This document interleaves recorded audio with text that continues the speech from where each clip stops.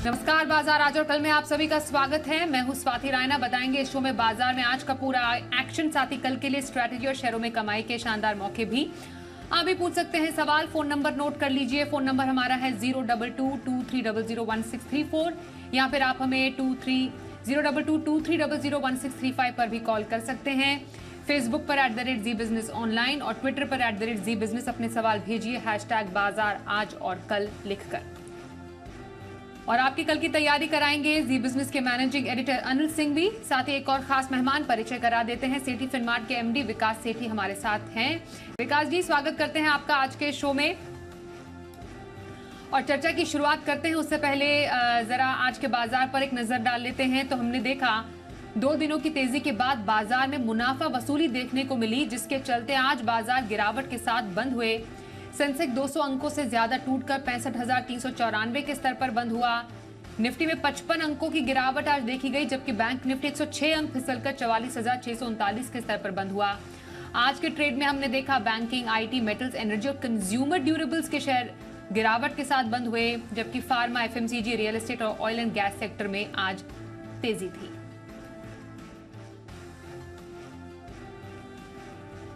और जी बिजनेस के managing editor Anil Singh भी बता रहे हैं आज बाजार आखिरी घंटों में क्यों टूटा।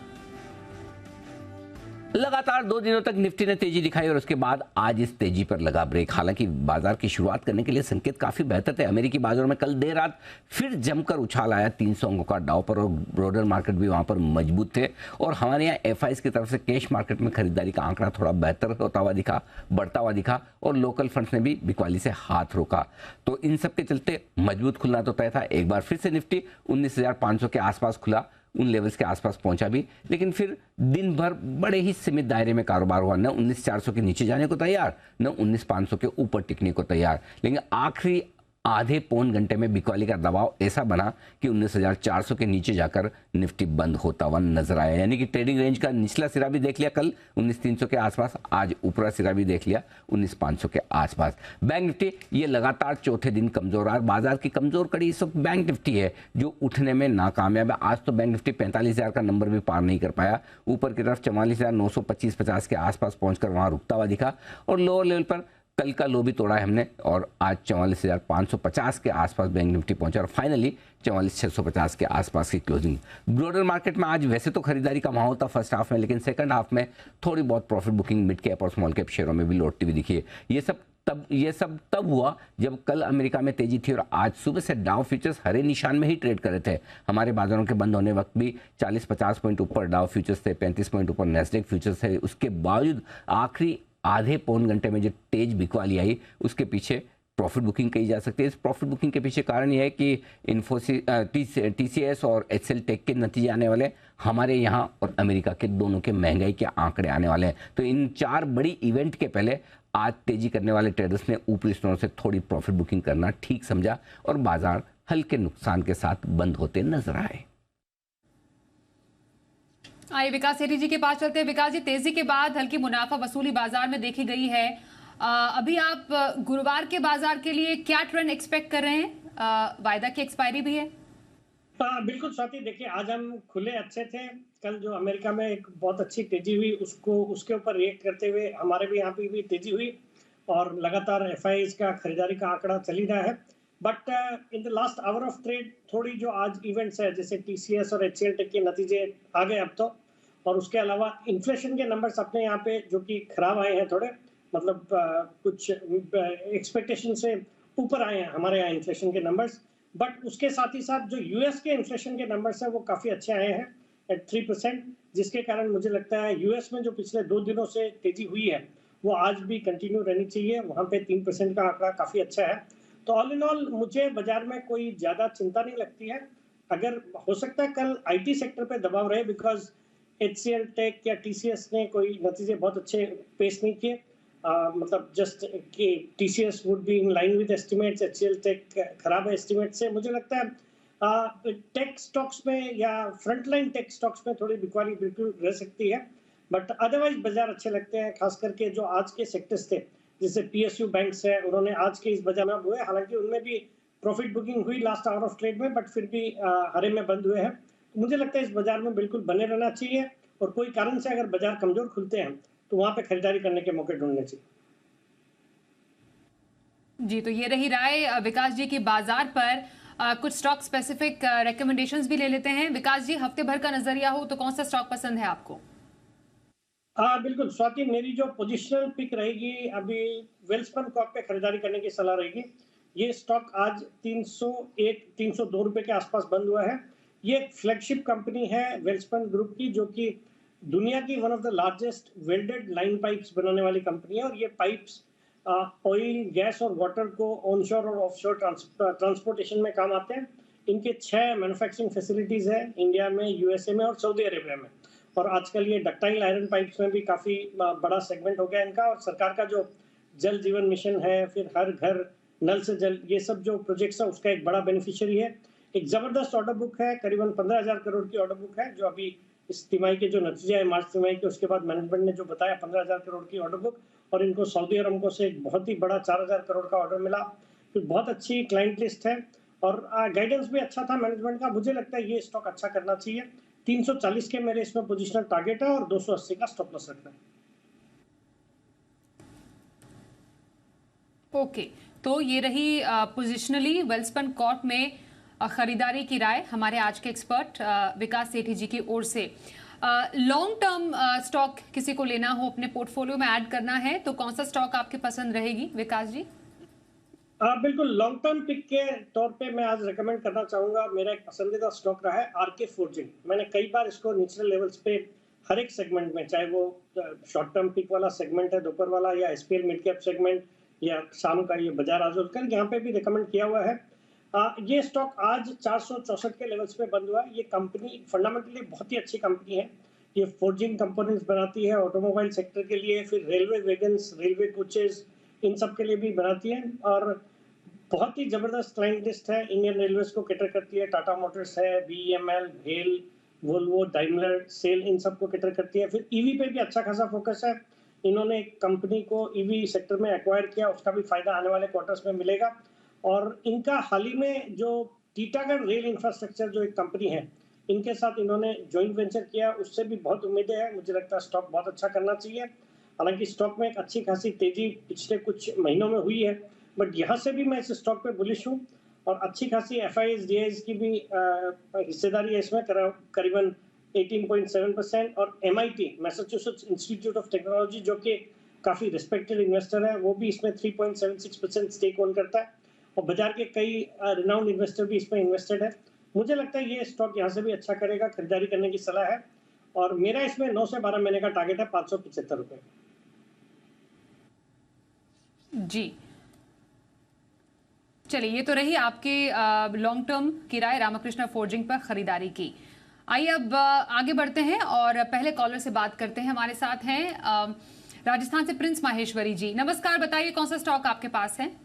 मेरे पास टाटा मोटर्स डीवीआर के शेयर है, 8,246 के एवरेज है मैम। तो मैम मैं पूछना चाहता हूँ कि मैं जैसे लॉन्ग टर्म के लिए रख सके शेयर को, तो एवरेज मतलब इसको सेल करूँ कि होल्ड रखूँ? ओके, पहले तो बहुत मुबारकबाद आपको आपके अच्छे मुनाफे पर। और अब मैं सीधे विकास जी से जानना चाहती हूँ, सर टाटा मोटर्स डीवीआर में तो काफी अच्छा मुनाफा इन्होंने कमाया है, अब आगे की क्या स्ट्रैटेजी रखें हैं?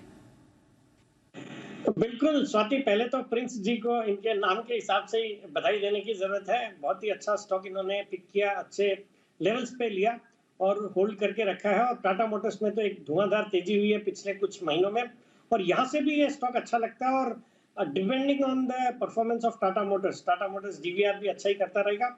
मुझे लगता है इस स्टॉक में हालांकि अच्छे खासे मुनाफे पे बैठे हैं, बट करंट लेवल्स पे भी होल्ड करने की सलाह है। मुझे लगता है since I remain bullish on the markets, और मुझे लगता है Tata motors would continue to do well, तो यहाँ पे बने रहने की सलाह है। मुझे लगता है अच्छा अपसाइड आने वाले दिनों में और देखने को मिल सकते हैं।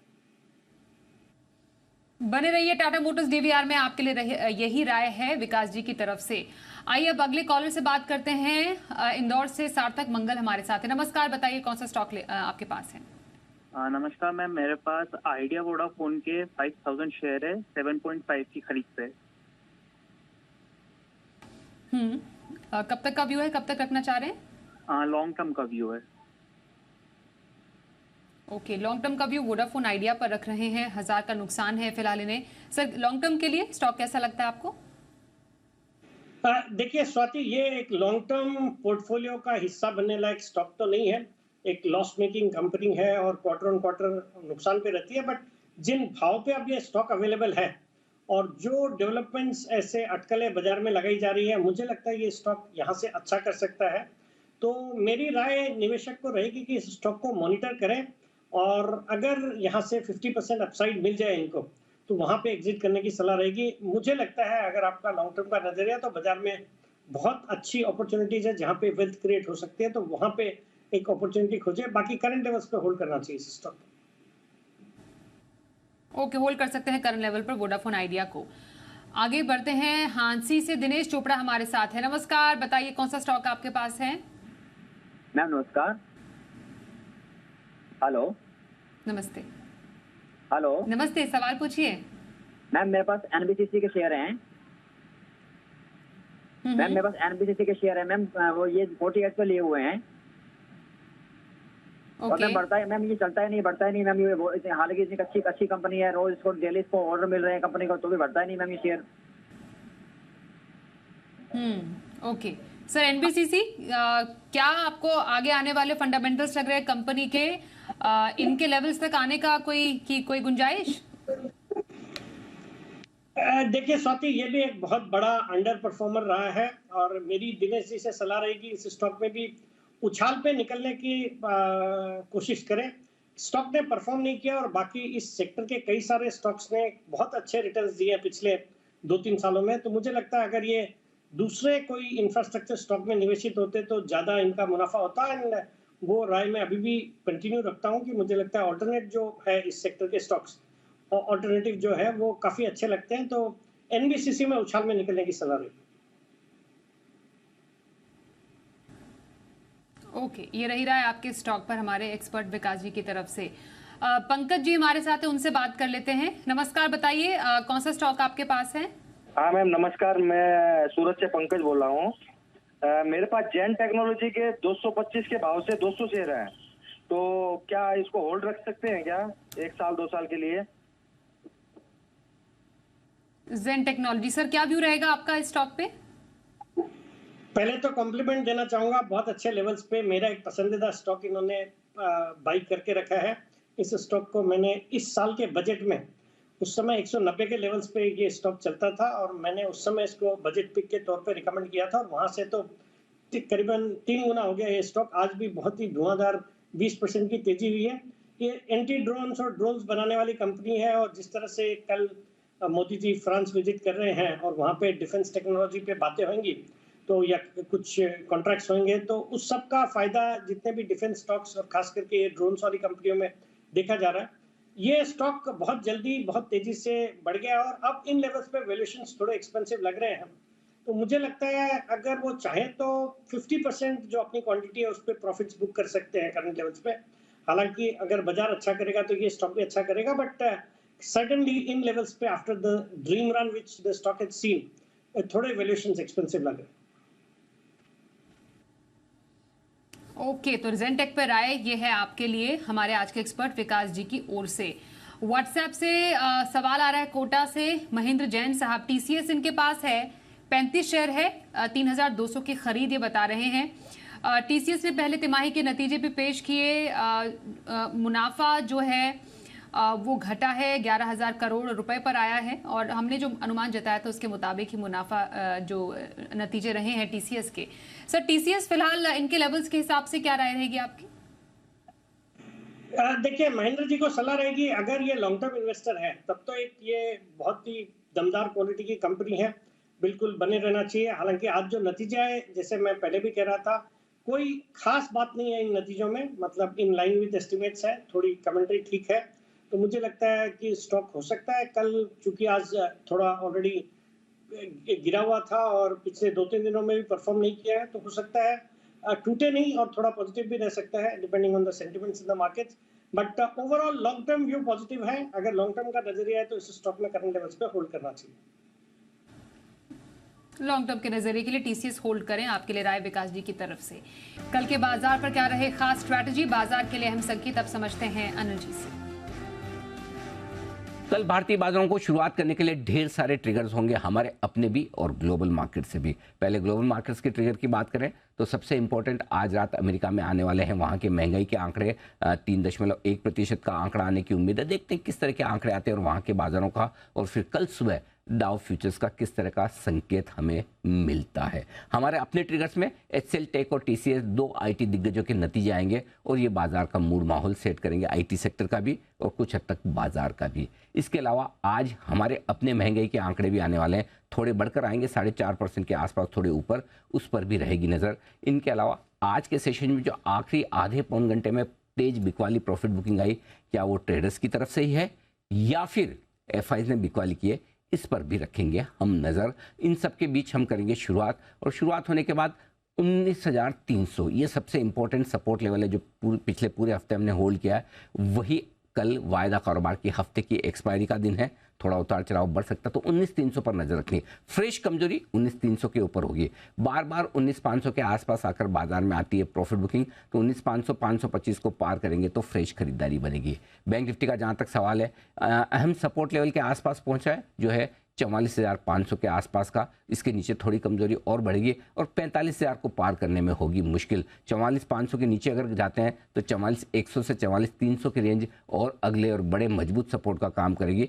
45,000 को पार करके टिकेंगे तो फ्रेश खरीदारी फिर से लौटती हुई दिखेगी। इन लेवल्स पर रखनी है नजर, क्योंकि कल वीकली एक्सपायरी है, थोड़ी उतार चढ़ाव की उम्मीद आप कर सकते हैं, लेकिन सेक्टर और स्टॉक स्पेसिफिक एक्शन कल भी बाजार में रहने की पूरी उम्मीद है। संकेत ग्लोबल मार्केट से, हमारे अपने मार्केट से, दोनों के मिले जुले ढेर सारे संकेत होंगे, इसलिए कल का ट्रेडिंग सेशन आज के मुकाबले में ज्यादा इंटरेस्टिंग और ज्यादा अहमियत वाला भी होगा। और आइए अब देखते हैं कल का ऑप्शन।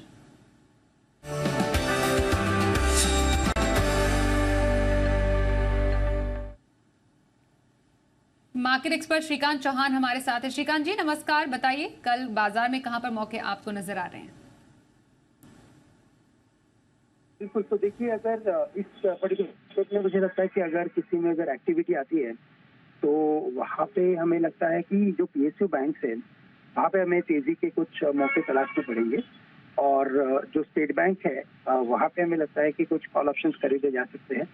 तो जो 590 के जो कॉल ऑप्शंस है 5 रुपए के करीब या 5.25 रुपए के करीब ट्रेड कर रहे हैं, हम इसे लॉन्ग करने की रेकमेंड रखेंगे, राय रखेंगे, और यहाँ पे स्टॉप लॉस रखना पड़ेगा एट 2 रुपीज और टारगेट रहेंगे यहाँ पे 12 रुपए के। ओके, तो स्टेट बैंक ऑफ इंडिया में कल के ऑप्शन स्ट्रैटेजी रखने की सलाह श्रीकांत चौहान जी की तरफ से सामने आ रही है। धन्यवाद श्रीकांत जी हमसे बातचीत करने के लिए कल के ऑप्शन स्ट्रैटेजी के लिए। और आइए अब विकास जी का रुख कर लेते हैं और जानते हैं कि उनकी नजर में कल के बाजार में कहां पर मौके नजर आ रहे हैं। विकास जी, इंट्राडे कॉल आपकी तरफ से कौन सी रहेगी? बिल्कुल स्वाति, कल के लिए इंट्राडे पिक रहेगा मेरा हिंदुस्तान एरोनॉटिक्स लिमिटेड, HAL जिसको शॉर्ट फॉर्म है। 3843 के लेवल पे आज बंद हुआ है। एक बहुत ही दमदार क्वालिटी की डिफेंस सेक्टर की कंपनी है जो कि मेनली एरोस्पेस और डिफेंस में काम करती है सिंस 1940। बहुत ही जबरदस्त एक्सपीरियंस वाली कंपनी है। बाकी ये कंपनी फाइटर जेट्स, फिर हेलीकॉप्टर्स, जेट इंजन्स, फिर लाइट कॉम्बैट एयरक्राफ्ट, फिर नेवल यूटिलिटी हेलीकॉप्टर्स, ये सब बनाती है। जिस तरह से सरकार का फोकस है मेक इन इंडिया के ऊपर, आत्मनिर्भर भारत की बातें हो रही है, डिफेंस पे फोकस है, स्टॉक बहुत अच्छा करना चाहिए। हाल ही में भी हमने देखा इसकी एक तो ऑर्डर बुक भी जबरदस्त है, और हाल ही में जो हमारे माननीय प्रधानमंत्री जी यूएस गए थे तो वहाँ पे भी जीई के साथ करार हुआ भारत में जेट इंजन मैन्युफैक्चर करने का। तो जो टाई अप था वो HAL के साथ हुआ, तो उसका भी एक बड़ा बेनिफिट हो सकता है, होना चाहिए। फिर कंपनी सीरियसली ड्रोन्स के सेगमेंट में फोरे कर रही है। फिर कल से जो प्रधानमंत्री जी का फ्रांस का दौरा शुरू हो रहा है, कल और परसों रहेंगे। फिर दुबई भी आते समय UAE भी जाएंगे और वहाँ पे भी डिफेंस पे बातें होगी, और फ्रांस में भी डिफेंस टेक्नोलॉजी पे फोकस रहेगा। तो मुझे लगता है इस कंपनी के लिए कुछ अच्छे पॉजिटिव अनाउंसमेंट्स भी आ सकते हैं, तो उस लिहाज से भी अच्छा लगता है। बाकी आज ये स्टॉक वीक भी था, थोड़ी बहुत प्रॉफिट बुकिंग हुई है, कल अच्छी तेजी थी। मुझे लगता है कल के लिए इस स्टॉक में तेजी करनी चाहिए for a target of 3925 and a stop loss of 3820।